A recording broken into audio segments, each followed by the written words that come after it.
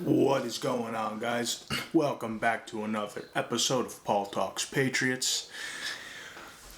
We got the draft on Thursday night. What could shape the Patriots for the next decade, even 15, even 20 years coming up? So, I got one final mock draft. And you know what? You don't even need to watch the draft. I called up Elliot. I told him what to do. And it's all written down on my computer right here. And I'll let you know a day early. So, you're welcome. Here it is.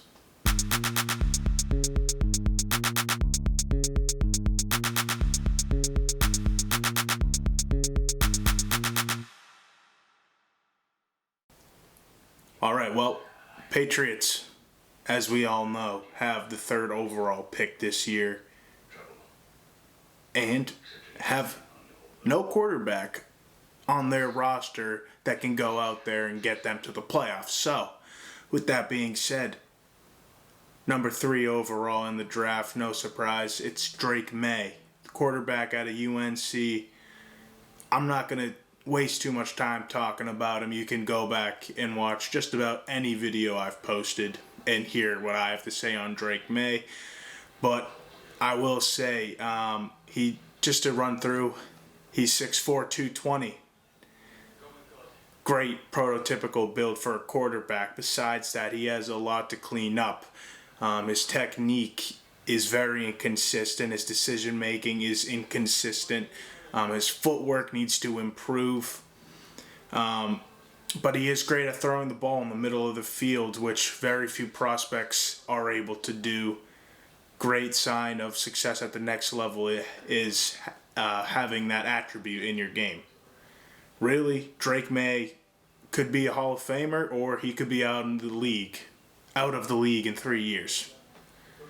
There's not much in between, so just hold tight and get prepared for an anxiety-ridden next couple of years watching Drake Maye play. Round 2, there was a couple of different routes I could go here, but there's very few pure X receiver, jump ball receiver players in this draft that are going to be available to us at the top of the draft. So there was a couple players I was deciding between. Ultimately, I went with Keon Coleman, wide receiver out of FSU. Keon is 6'3", 215s, and he's only 20 years old. He will be 21 in May. His jump ball skills are insane. He's got a 38-inch vert, and it's evident that he has a background in basketball in his game. He played football at Michigan State University and also got a couple games in on their basketball team, learning under Tom Izzo. So it's evident in his football ability. Now, he only ran a 4.6 40-yard dash, but he plays faster than that. If you watch his film, his speed isn't a problem. He can use his physicality and mobility to have that yard after catch ability, which is really important. But he does have some things he needs to work on, which is why he's not going in the first round. His technique needs to improve as a route runner. He's a little lackadaisical when it comes to that. And he's not a great run blocker. You can tell when it is going to be a run play because he doesn't go full effort. And once the ball is handed off, he's not helping your team out much there. At the end of the day, this is a guy that we have to take a risk on and get him in a Patriots uniform. See how he can perform. Other than that, I was debating going offensive tackle, but I think one guy that will be available to us in round 3 is Patrick Paul, offensive tackle out of Houston. Now, Paul is a behemoth of a man. He is 6'8", 330 pounds. and he's got plenty of experience behind him. He's been an all AAC first team player at left tackle for the past 3 years. That is remarkable. There's very few players that can say they've done that. His biggest downfall, ironically physically, is he's got extremely small hands. So it's tough to get a good grasp when you're blocking, obviously, when you got small hands. Now, how does he counter that? Well, he has 36.25-inch arms, which is massive. I'm not sure if it is the longest arms in the draft, but it's got to be up there at least, if it's not first. He's also showcased really good athleticism for his size. He does have the ability to move quickly at 6'8", 330 pounds. That is crazy. So he's about Trent Brown's size, to put it into perspective, but he moves a little bit better, I think, than Trent Brown. He can fit into that zone scheme, outside zone scheme that the Patriots are expected to run next year. But his hand placement does need to improve. It needs to be almost perfect. It's never going to be perfect, but with hands as small as his, it does need improvement. On top of that, now this is like getting a little picky considering he's 6'8", but his pad level is really high, and you could blame it on his height, but it can be a downfall in the pass block game. Ultimately, I think this guy can be a brick wall at left tackle at the next level and be really successful for a long time. So now that we've taken care of the 3 obvious weak spots on our team, I think the next position that we need help at would be cornerback. Now, obviously, we just took Christian Gonzalez last year. We've seen some decent play from our other cornerbacks, but there's not one guy that can play on the outside at a high level. Jonathan Jones is better suited at the slot. While he is really good at the outside, if we could draft someone that could play the outside and move Jonathan Jones back to the slot, we would have clamps all over the field. A guy who's going to be available in the 4th round that would best help us here is Jarrian Jones, cornerback out of FSU. He's got crazy athleticism, and no, he's not the biggest. He's a little shorter than Christian Gonzalez. He's 6 foot on the dot and 190 pounds. What's impressive is he ran a 4.38 40. So where his size lacks, his speed exceeds. And on top of that, if you watch him play, he seems like he could be fit to play in the slot as well as the outside. But that is where he played the vast majority, was on the outside. He's got a knack for the ball. He had 3 pass breakups to go along with 3 interceptions. So the guy can go up and make plays. He's kind of a high floor, low ceiling type of player. He's really consistent in both man and zone coverage. He's got a good understanding for both of them. And he's also consistent at playing press and cushion coverage. So whether he's on the line of scrimmage or giving cushion, stepping back off the line of scrimmage, he has a really good understanding of both of those as well. So he's got a really good IQ for the game. His technique lacks a little bit. It needs some improvement. And that's why he is projected to go in the middle of the draft, or early day 3. But this is a guy we can bring in. We can mold into a better player, and I think he can contribute to our team. So that's who I have round 4. Again, in round 4, I did a little bit of a trade here, something minor. This is a kid I really like. So I want to make sure we jump ahead of a lot of teams that could be drafting a wide receiver here. I traded our fifth round pick and moved. It was a 137 overall, and I paired it with our sixth round pick we got for Mac Jones, 193 overall. Traded it to the Texans to move up 10 spots to 127 overall with the Texans. Here, who are we drafting? Cornelius Johnson, another wide receiver out of Michigan. Yes, I double dipped. We need the help, especially at X receiver.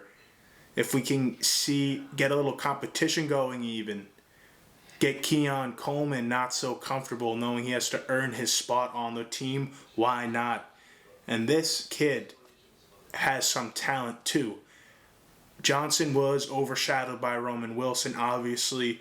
When everyone thinks of whatever passing game existed at Michigan, everyone thinks of Roman Wilson.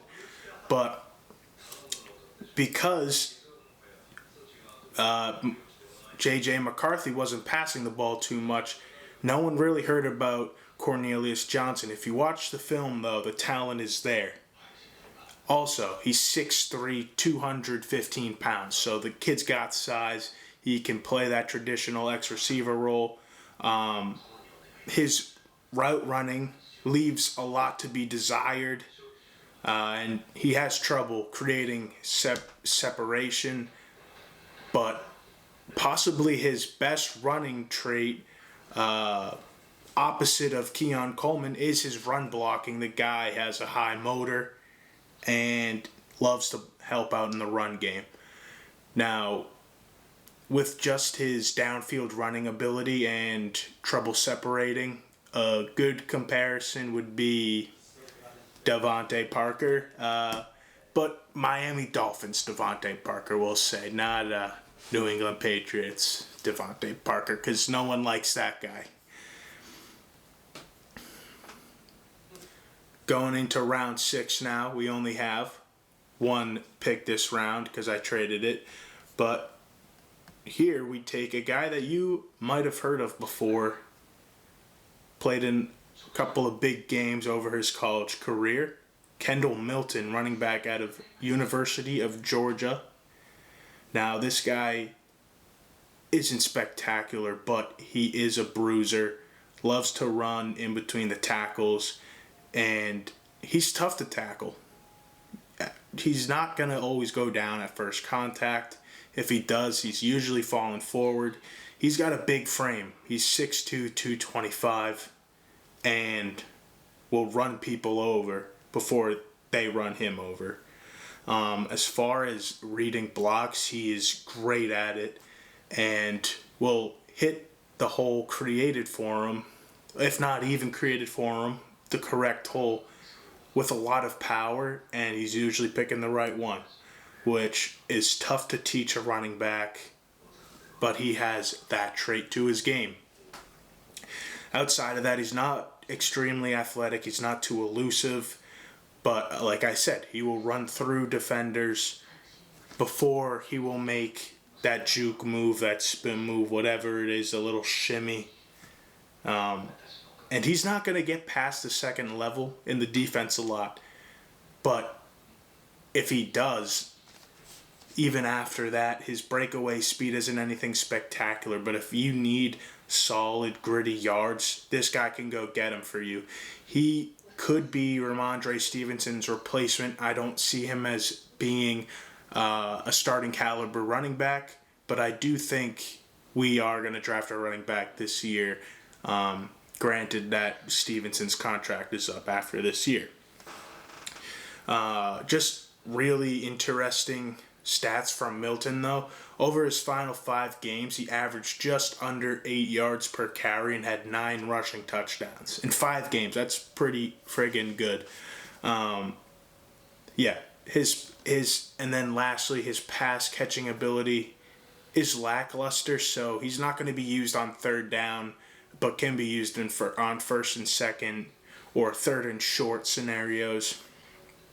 And a guy, again, that isn't going to be a Pro Bowler, but can contribute to a winning team in the NFL. lastly, in round 7, this guy is a really interesting prospect. For being a 7th rounder, I think he's got a lot of potential. This would be Aaron Casey, linebacker out of Indiana. He's a complete project piece.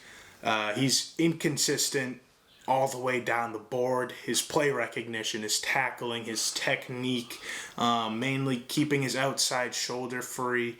He gets blocked down on a lot, which you hate to see with linebackers. Big pet peeve of a lot of linebacker coaches. It will make them go ballistic. But I think Dont'a Hightower can work on that with him. Don't forget, Dont'a Hightower is our new linebackers coach. And he can build Casey into a reliable player. He is going to be scheme deficient, so he's more built towards a 3-4 defense. We like to run a 4-3 a lot, but I still think he can fit in at middle linebacker in a 4-3. I really do. He's not laterally going to be as quick, but anything within the box he's going to have covered. He's not going to be a great pass rusher. He will be primarily a run stopper, like a field general. But his best trait is he's wicked physical. He will lay the hammer. He loves hitting, which I love about linebackers. When I see that, that is what they're out there to do a lot. Direct everyone else and be physical. Run up and make those plays. If he can figure it out, if Hightower can help him figure it out, this kid can be a solid contributor to whatever team he's playing for, and I hope it's for the Patriots. That's all for this. Again, the NFL draft is on Thursday. I am super hyped. It'll be the first round on Thursday, second and third rounds on Friday, and rounds 4 through 7 on Saturday.